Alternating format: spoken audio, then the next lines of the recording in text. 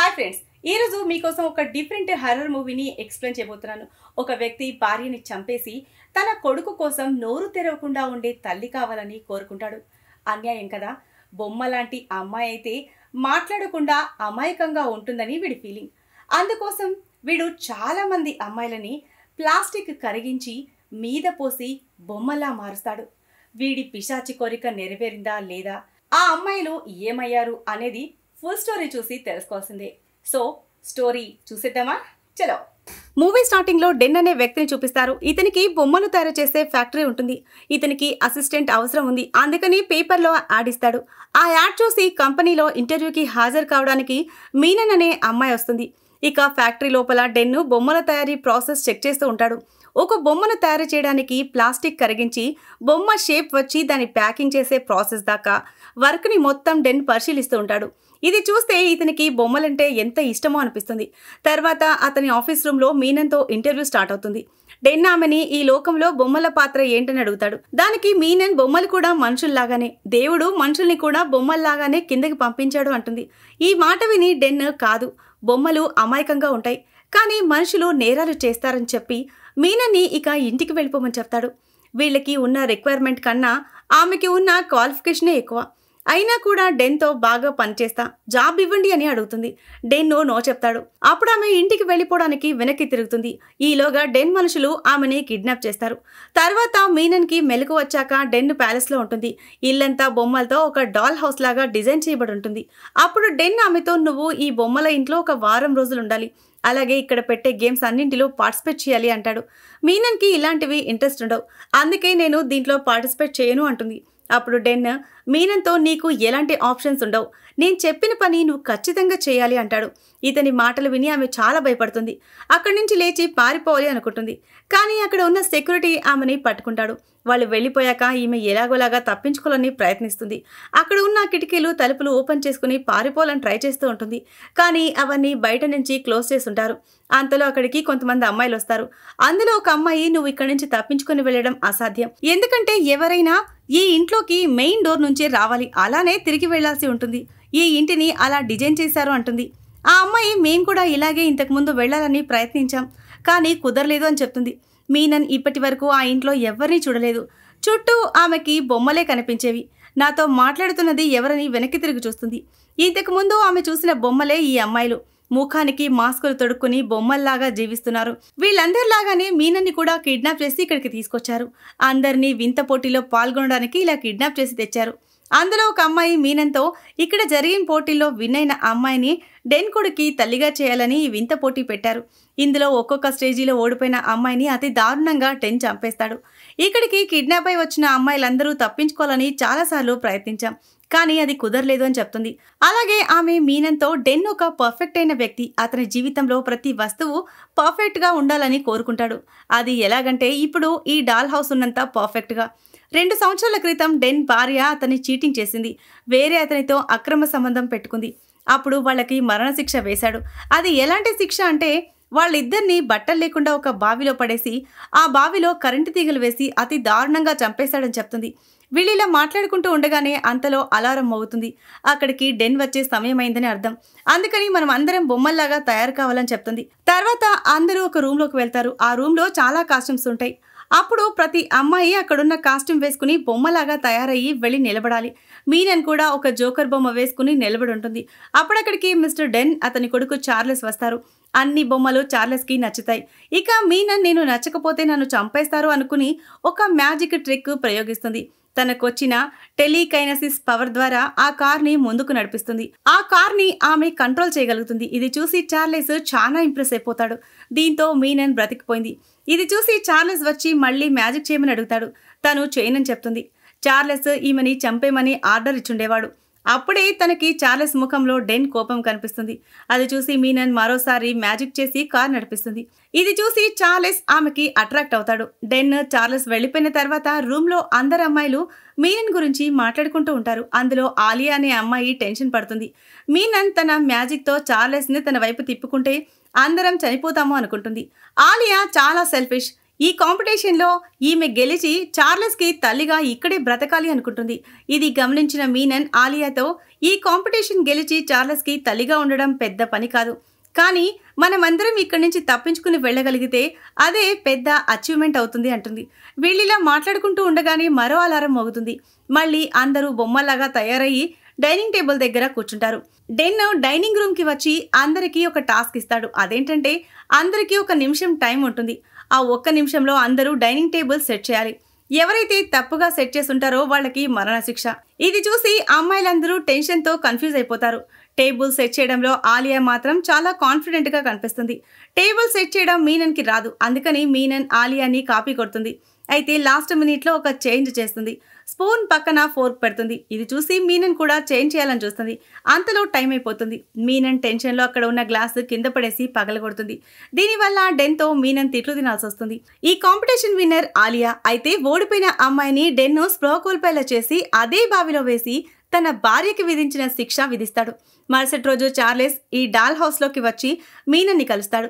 Menon చార్లెస్కి telekinesis power గురించి చెప్తుంది. ఆమె పవర్తో వస్తువులు ఎలా కంట్రోల్ చేస్తుందో చెబుతుంది. ఈమె చార్లెస్ మైండ్ ఎలాగైనా చేంజ్ చేయాలి అనుకుంటోంది. అందుకు మీనన్ చార్లెస్తో నువ్వు గనుక నన్ను గెలిపించగలిగితే నేను నీకు మంచి తల్లిగా ఉండగలను అంటుంది. అదే జరిగితే చార్లెస్ వాళ్ళ నాన్నను కన్విన్స్ చేసి ఈ చావులను ఆపుతాడు అనుకుంటుంది. ఇంతకుముందు సగం మంది అమ్మాయిలు చనిపోయారు. కనీసం ఇప్పుడున్న అమ్మాయిలనైనా వదిలేయాలని చార్లెస్కి చెప్తుంది. వీళ్ళు మాట్లాడుకుంటూ ఉంటే చాటుగా ఆలియా వీళ్ళని చూస్తూ ఉంటుంది. వీళ్ళ మాటలు ఆమెకి వినిపించవు. కానీ మీనన్ చార్లెస్ని తన వైపు తిప్పుకుంటుందని మాత్రం ఆమెకు అర్థమవుతుంది. ఇక ఆలియా విన్ అయ్యే ఛాన్సెస్ తగ్గిపోతున్నాయి అనుకుంటుంది.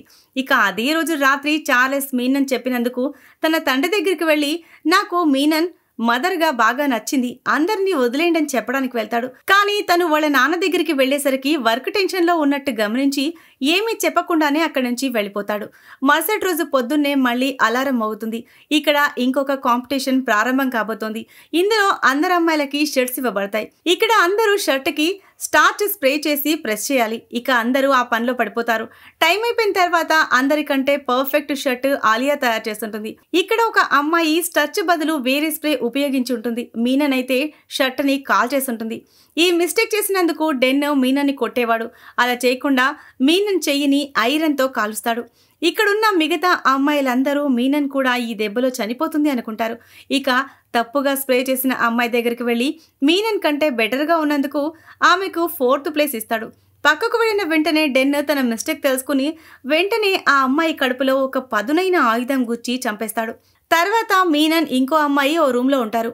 ఇక్కడ వీళ్ళు ఆలియా గెలవడానికి అవకాశాలు చాలా ఉన్నాయి. మనం ఇక్కడి నుంచి పారిపోవడం తప్ప వేరే దారి లేదు. నేను చార్లెస్తో నన్ను గెలిపిస్తే నీకు మంచి తల్లిగా ఉంటానని చెప్పాను. అలా గనక జరిగితే అందరినీ విడిపించమని చెప్పాను అంటుంది. అంతలో ఆలియా అక్కడికి వచ్చి ఈ మాటలన్నీ విని వెళ్తుంది. ఆలియా ఈ మాటలన్నీ విని వెళ్ళిందని తన పవర్స్ ద్వారా మీనన్కి తెలుస్తుంది. మీనన్ వెంటనే కాస్ట్యూమ్స్ రూమ్లోకి వెళ్ళి ఏదో చేంజెస్ చేస్తుంది. అంతలో ఆలియా ఒక పదునైన ఆయుధం తీసుకుని మీనన్ రూమ్లోకి వెళ్ళి మీనన్ని వెనక నుండి పొడిచి వెనక్కి తిరిగి వెళ్తూ ఉంటుంది. ఆమె ముందు మీనన్ కనిపిస్తుంది. ఇలాంటిదేదో జరుగుతుందని మీనన్ ముందే ఊహించింది. కాబట్టి క్లౌన్ కాస్ట్యూమ్స్ ఒక బొమ్మకు వేసి మీనన్ తన రూమ్లో నిలబెట్టుంటుంది. ఇక కోపంతో రగిలిపోతున్న ఆలియాతో మీనన్ మనం బ్రతికి బయటపడాలంటే ఈ ఆటలో గెలవడం ఒక్కటే మార్గం కాదు. నా దగ్గర ఒక ఐడియా ఉంది. అది గనక మనం అమలు చేస్తే అందరూ తప్పించుకోవచ్చు. అదేంటంటే ఇప్పుడు ఎలాగైతే నా ప్లేస్లో బొమ్మను పెట్టానో అదే విధంగా మనందరి బొమ్మలు పెడదాం. డెన్కు మన ప్లాన్ తెలియదు కాబట్టి డెన్ వచ్చి బొమ్మలతో మాట్లాడుతూ ఉంటాడు. మనం ఆ ఛాన్స్ ఉపయోగించుకుని మెయిన్ డోర్ ఓపెన్ చేసుకుని పారిపోదామంటుంది. మరుసటి రోజు ఉదయం నిద్ర లేచిన చార్లెస్కి డెన్ అతని మేనేజర్ మాట్లాడుకుంటూ ఉన్న మాటలు వినపడతాయి. డెన్ మేనేజర్తో మిగిలిన అమ్మాయిలకి లాస్ట్ గేమ్ పెట్టి అందులో ఓడిన వాళ్ళని చంపేద్దామని మాట్లాడుకుంటూ ఉంటారు. తర్వాత డెన్ డాల్ హౌస్లోకి వచ్చి కొత్త కాంపిటీషన్ కోసం బెల్ మోగిస్తాడు. అంతకుముందే మీనన్ ప్లాన్ ఎగ్జిక్యూటివ్ చేసుంటుంది. వాళ్ళ ప్లేస్లో బొమ్మలని ఏర్పాటు చేస్తుంటుంది. తనకు వచ్చిన టెలినెసిస్ పవర్తో మెయిన్ డోర్ ఓపెన్ చేస్తుంది. డెన్కి అనుమానం వచ్చేలోగా అక్కడి నుంచి పారిపోతారు. బయటకు వచ్చిన తర్వాత మీనన్కి అక్కడి నుంచి వెళ్లాలనిపించదు. ఎందుకంటే ఆమె చార్లెస్కి మంచి మదర్గా ఉంటానని ప్రామిస్ చేసింది. అందుకని మీనన్ ఆలియాతో చార్లెస్ని కూడా మనతో పాటు తీసుకువెళ్దామంటుంది. అప్పుడు ఆలియా నీకు మంచి మదర్ కావాలనుంది కాబట్టి నువ్వు ఇక్కడే ఉండు, నేను వెళ్ళిపోతున్నానని చెప్పి అక్కడి నుంచి పారిపోతుంది. స్టార్టింగ్ నుంచి ఎవరైతే అన్ని గేమ్లు గెలిచి మంచి మదర్గా ఉండాలనుకుందో ఆమెనే మంచి ఛాన్స్ చూసుకుని పారిపోయింది. ఆమె వెంట ఇంకొక అమ్మాయి కూడా వెళ్ళిపోయింది. ఆలియా స్పీడ్ని వెనుకున్న అమ్మాయి అందుకోలేకపోతుంది. అందుకని ఆలియా తన దారి మార్చుకుంటుంది. వెనుక ఉన్న అమ్మాయి కింద పడిపోతుంది. ఈమె వల్ల నేను కూడా దొరికిపోతాననుకుని రాయితో కొట్టి ఆలియా ఆమెని చంపాలని చూస్తుంది. ఈలోగా అక్కడికి వచ్చిన సెక్యూరిటీ ఆలియాని కింద పడి ఉన్న ఆమెని ఇద్దరిని షూట్ చేసి చంపేస్తాడు. ఇక మిగిలింది మీనన్ ఒక్కటే. చార్లెస్కి ఇచ్చిన మాట కోసం మీనన్ చార్లెస్ దగ్గరికి వెళ్తుంది. అయితే చార్లెస్కు మీనన్ నచ్చింది కాబట్టి డెన్ మీనన్ని తల్లిగా మార్చాలనుకుంటాడు. తర్వాత ఆమెని ఒక టేబుల్ మీద పడుకోబెట్టి కట్టేస్తాడు. అసలు మీనన్ ఆలియా వేసిన ప్లాన్ డెన్కి ఎలా తెలిసింది అని మనకు డౌట్ అవ్వచ్చు. అసలు ఏం జరిగిందంటే డెన్ వీళ్ళ మీద అనుమానంతో పెద్ద పెద్ద బొమ్మల్లో ముందుగానే మైకులు అమర్చుంటాడు. ఆ మైకుల ద్వారా అతను వీళ్ళ ప్లాన్ ముందుగానే తెలుసుకుని ఉంటాడు. అయితే డెన్ వీళ్ళకి నిజాయితీ టెస్ట్ పెట్టుంటాడు. ఎవరైతే తిరిగి చార్లెస్ దగ్గరికి వస్తారో ఆమెనే చార్లెస్కి మదర్ అవుతుందని. ఎవరు తిరిగి వచ్చినా వాళ్ళని బొమ్మను చేయాలనుకుంటాడు. ఎందుకంటే ఒక బొమ్మనే నిజాయితీగా ఉంటుంది, ఒక బొమ్మ మాత్రమే చార్లెస్కి అమ్మ అవుతుందని డెన్ అనుకుంటున్నాడు. అందుకని మీనన్ని మిషన్ మీద ఉంచి ప్లాస్టిక్ ని పోసి పూర్తిగా బొమ్మను చేయాలని ప్రాసెస్ చేస్తూ ఉంటాడు. మీనన్ తన పవర్ ఉపయోగించి తప్పించుకోవాలనుకుంటుంది.